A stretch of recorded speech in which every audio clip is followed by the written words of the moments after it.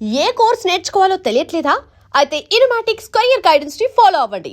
And Raghu Kunche గారి topic వచ్చింది కాబట్టి అవును ప్రాణం పెట్టి పని చేశారు. అవును అండ్ యాక్టింగ్ కూడా చేశారు. అవును ఆ, చాలా ప్లస్ అయ్యారు మీకు. అవును కానీ శ్రీదేవి షోడా సెంటర్ మూవీ వచ్చేసరికి ఉమ్, మ్యూజిక్ డైరెక్టర్ మారిపోయారు. అవును నేను ఇదే విషయాన్ని రఘు కుంచే గారిని అడిగితే ఆ, నాకు తెలియదు, ఉమ్, బట్ నేను అదే సినిమాకి వెళ్ళి డబ్బింగ్ చెప్పాను. అవును మేమిద్దరం కరుణ్ కుమార్ నేను ఇద్దరం బాగానే ఉంటాము, ఆ, బట్ రెండో సినిమాకి ఎందుకు మార్చారో నాకు తెలియదు అని చెప్పి అన్నారు. అది సరే మనం టాపిక్ వచ్చింది కాబట్టి మాట్లాడదాం. రెండో సినిమాకి ఎందుకు మార్చారు అని అంటే దానికి 1000 రీజన్స్ ఉంటాయి. సార్ ఆ, మహమ్మద్ కదీర్ బాబు గారు ఒక ఇంటర్వ్యూలో చెప్పింది ఇక్కడ నేను గుర్తు చేసుకుంటున్నా. ఆయన ఒక ఇంటర్వ్యూలో పూడూరు రాజిరెడ్డికి ఇచ్చిన ఇంటర్వ్యూలో ఒక మాట చెప్పారు. న్యూ బాంబే టైలర్స్ అనే కథ ఆయన రాశారు. అవును, ఓకే, చాలా గొప్ప కథ అది. చాలా చాలా నాటకాలు ప్రస్తుతం ఉంది. నాటకాలుగా అండ్ అది ఇంకోటి ఇది. ఏంటంటే మాది కావాలి. అవునా? ఓకే. సార్ది తెలుసు, దర్గా మిట్ట కథలు యా యా. అన్నీ సో తెలుసు. అందులో ఆ ఇంటర్వ్యూలో ఆయన చెప్పారు, అలాంటి నేను ఆ కథ రాసిన నేను ఖచ్చితంగా ఒక దర్జీ దగ్గరికి వెళ్ళి బట్టలు కుట్టించుకోవాలి, అది వదిలేసి నేను రెడీమేడ్ షర్ట్లనే వాడుతున్నాను. ఉమ్, ఎందుకంటే ఒక దీంట్లోకి వచ్చిన తర్వాత మనకు తెలియకుండానే పిన్నిస్ గుచ్చుకుంటుంది, ఉమ్, మలం అంటుకుంటుంది, మనం దాన్ని ఏమి అవాయిడ్ చేయలేం. ఉమ్, సో మనకంత స్వతంత్రం వచ్చేంత వరకు మనం ఫైట్ చేయాలి. నాకు ఆ స్వతంత్రం రెండో సినిమాకి లేదు. ఇప్పుడు మీకు ప్రాక్టికల్గా చెప్తాను. పలాస రిలీజ్ అయింది. రిలీజ్ అయిన కరెక్ట్గా 10 రోజులకి కరోనా వచ్చింది. ఉమ్, సో లాక్డౌన్. నేను అప్పటికి 3 ఏళ్ళుగా ఇన్వెస్ట్ చేస్తున్నాను. నా టైంని, నా మనీని. నేను అప్పటిదాకా ఏదో పని చేసుకుంటూ బతికిన నా సంపాదన అంతా కూడా ఆవిరైపోయింది. సార్ ఫస్ట్ సినిమాకి ఏం రెమ్యూనరేషన్ ఇస్తారు? ఖర్చులకు డబ్బులు ఇస్తారు, అంతే అంతే. ఎవరికైనా అంతే. అంతే. సో ఆ డబ్బులన్నీ అయిపోయాయి, ఏం లేవు. నేను అప్పటికే అప్పుల్లో ఉన్నాను. అలాంటి టైంలో కరోనా వచ్చింది. ఇప్పుడు నేను అప్పటికి ఒక 10-12 ఏళ్ళుగా బిల్డ్ చేసిన నా ట్రావెల్ ఏజెంట్ కెరీర్ని కంప్లీట్గా దూరం అయిపోయాను. ఉమ్, రెండోది, ఇప్పుడు అది మొదలు పెట్టాలన్నా సరే కరోనా వలన అసలు ట్రావెల్ ఇండస్ట్రీ అనేది కొలాప్స్ అయిపోయింది. అవును. థామస్ కుక్, ఎస్ఓటీసీ లాంటి కంపెనీస్ మూసేశారు. Cox and Kings, Thomas Cook, SOTC ఇవన్నీ ఉండేవి కదా అప్పుడు, అవి జైంట్స్ అవును, అనమాట. అవును. అవన్నీ మూసేశారు. అలాంటి కంపెనీలు ఇప్పుడు ప్రయాణమే లేనప్పుడు ఇంకా ట్రావెల్ కంపెనీ మీరు ఏమైనా అంతే, నడుపుతారు? అంతే. లేదు. సో నాకు వచ్చిన పనులు ఏమైనా చేద్దాం అనుకుంటే బయటకు వెళ్ళడానికి ఏం లేదు, అసలు ఏం చేస్తానో కూడా తెలియదు ఆ టైంలో. ఉమ్, అలాంటి టెన్షన్ ఉన్నప్పుడు నాకు ఆహా వాళ్ళు పిలిచి ఒక యాంథాలజీ చేయమంటే కరోనా టైంలో బయటకు వచ్చి యాంథాలజీ చేశాను. దాన్ని 9 రోజులు షూటింగ్, 3 రోజులు పోస్ట్ ప్రొడక్షన్తో కంప్లీట్ చేసి ఇచ్చాను అది. ఉమ్, ఓకే, అంతే. ఆ తర్వాత ఏం చేస్తానో తెలియదు, తిరుగుతున్నాం. అప్పుడు మనకు ఎవరైతే అవకాశం ఇస్తారో వాళ్ళకని కొన్ని పారామీటర్స్ ఉంటాయి. నేను అప్పటిదాకా ఏమనుకున్నానంటే డైరెక్టర్ చెప్తాడు, ఇతను మ్యూజిక్ డైరెక్టర్, ఇది ఈ ఇంటర్వ్యూ ద్వారా మళ్ళీ మీకు చెప్తున్నాను, సార్ అందరికీ చెప్తున్నాను. సార్ డైరెక్టర్ విల్ డిసైడ్ వీడి మ్యూజిక్. ఇదంతా ఉండేదేమో దాసనారాయణరావు గారికి, తర్వాత రాఘవేంద్రరావు గారు. రాఘవేంద్రరావు గారికి, వాళ్ళంతా ఉండేదేమో. అది ఇనిషియల్ స్టేజ్లో వాళ్ళకి ఉందో లేదో నాకు తెలియదు. సార్ బట్ దాసనారాయణరావు అయినప్పుడు, రాఘవేంద్రరావు అయినప్పుడు, ఒక సుకుమార్, ఒక త్రివిక్రమ్ అలా అయినప్పుడు ఉండొచ్చేమో తప్ప ఉమ్, నాలాంటి డైరెక్టర్స్కి అంత స్వేచ్ఛ అయితే ఉండదు. సార్ 100% నాకే కాదు, చాలా మందికి ఉండదు. సో నాకు వచ్చిన ప్రొడక్షన్ హౌస్ ఏంటి, 70mm అనే ప్రొడక్షన్ హౌస్ వచ్చింది. ఉమ్, ఓకే, సో 70mm ప్రొడక్షన్ హౌస్లో నేను పనిచేశాను శ్రీదేవి సోడా సెంటర్కి. సో వాళ్ళు లేదు, ఈయన పెట్టుకోవాలి, ఈయన్ని మనం డిఓపిగా పెట్టుకోవాలి, ఈయన కాకపోతే ఇంకోటి పెట్టుకోవాలి. ఇప్పుడు నేను విన్సెంట్ అరుల్, ఇప్పుడు నాట్ ఓన్లీ రఘు కుంచే, నేను ఎవరితో పని చేద్దాం అనుకుంటాను, మళ్ళీ సేమ్ విన్సెంట్ అరులే నాకు ఫోటోగ్రఫీ కావాలి, సార్ నాకు సేమ్ రఘు కుంచే గారే మ్యూజిక్ చేయాలి.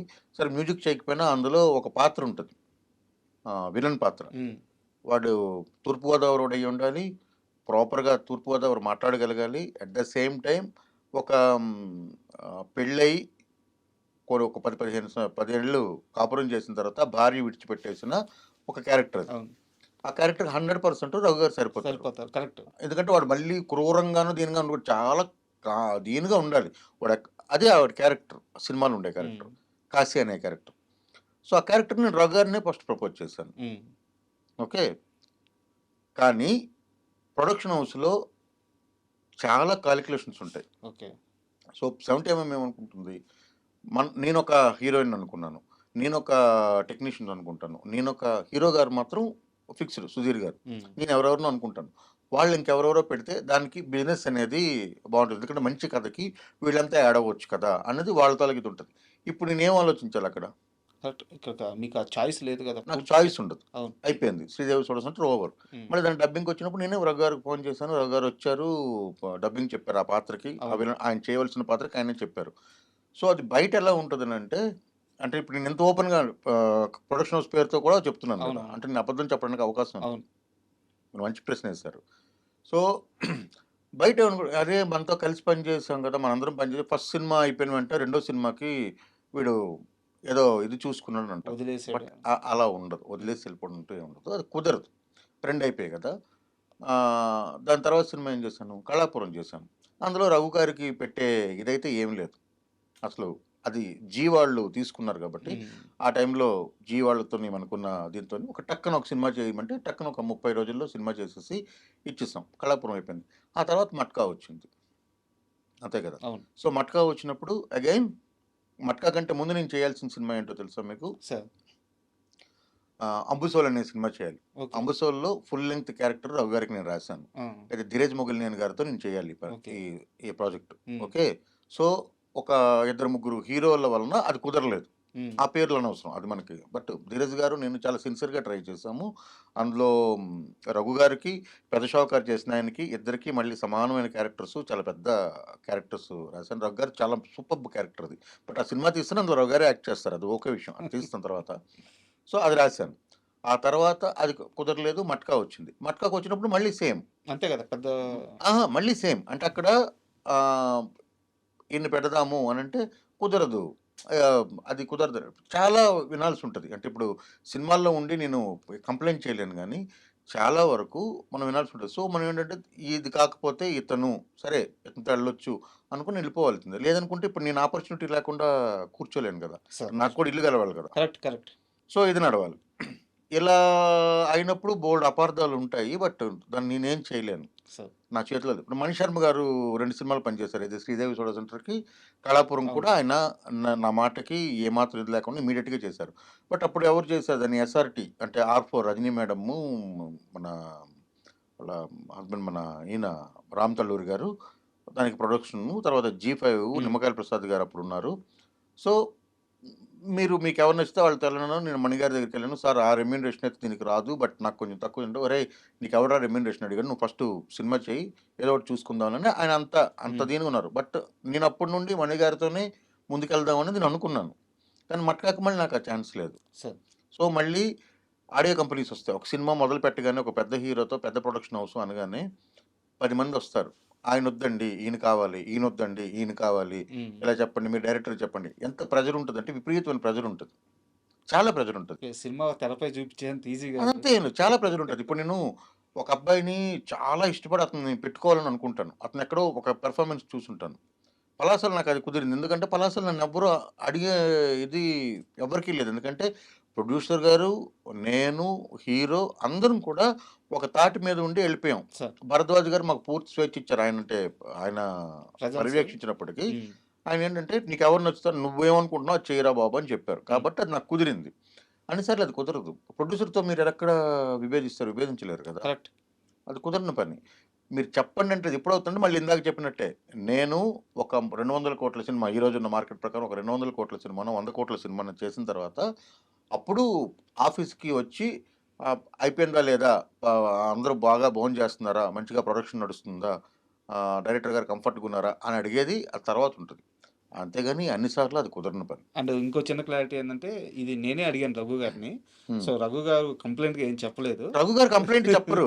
నేను ఆయనకి తెలుసు. ఆ! అంటే ముందు నొచ్చుకోవడం ఒకటుంటది కదా! ఆ! ఎందుకంటే ఇప్పుడు ఆయన, నేను పలాస కంటే ముందు ఫ్రెండ్స్. సార్.